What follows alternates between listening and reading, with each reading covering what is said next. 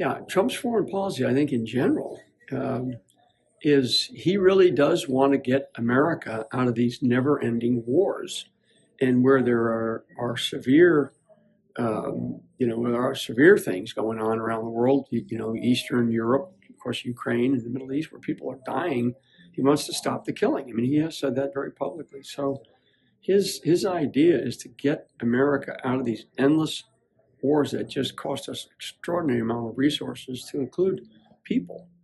And that's in general. I mean, I think also another aspect of what I've witnessed, Trump involvement, and his speaking and listening to him for years now. He's really sharp on the economic side of I would say opportunities, right? So, the tariffs and all that sort of stuff.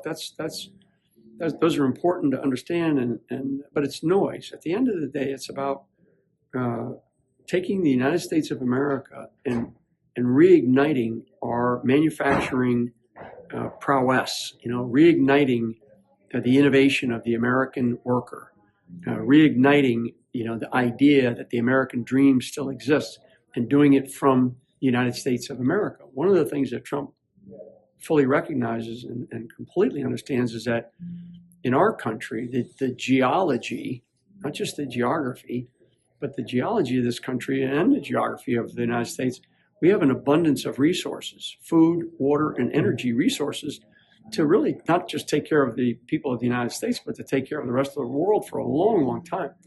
And so what has happened over decades is that the political class in Washington, D.C., which is where I'm doing this interview with you, Rashidi, has neglected this aspect of American strength, and they've basically outsourced it to everybody and their brother instead of right here at home.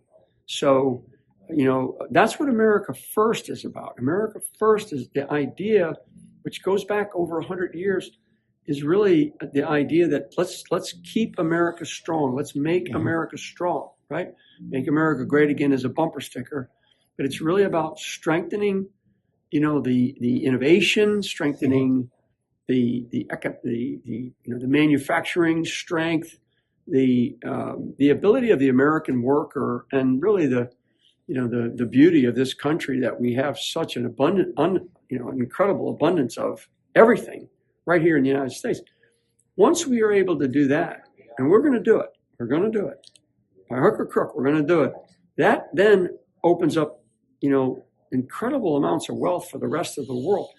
That's why this globalist assault has occurred. There's a globalist assault, not just on Europe and other parts of the world. There's a globalist assault on America because they want those resources. The globalists want those resources. They also want control and power. And what Trump wants to do is give power back to the people of this country. For this agenda, for this strategic view by you, do you think this is regional power is important, like the Kurds in the region, to be? Yeah. So for Kurdistan, let's talk specifically about Kurdistan.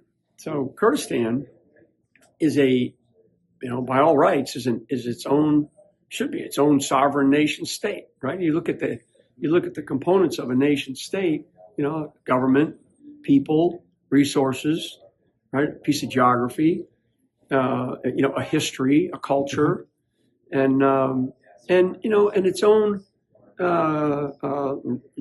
legal and rule of law system.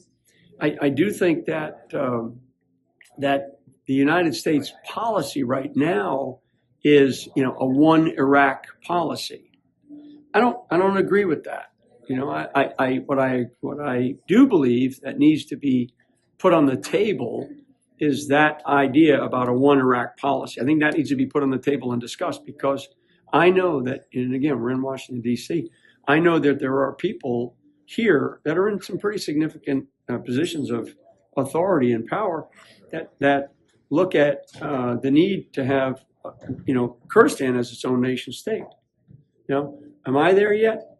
I mean, I can see it, I can vision it, I can certainly imagine it, but I think that before the United States, and I'm not speaking for the United States, but before the United States, starts to have that kind of a conversation as an executive power, right? The presidency in this administration, they've got to say, is the one Iraq policy the right policy? I don't believe it is anymore. I think it's past its time.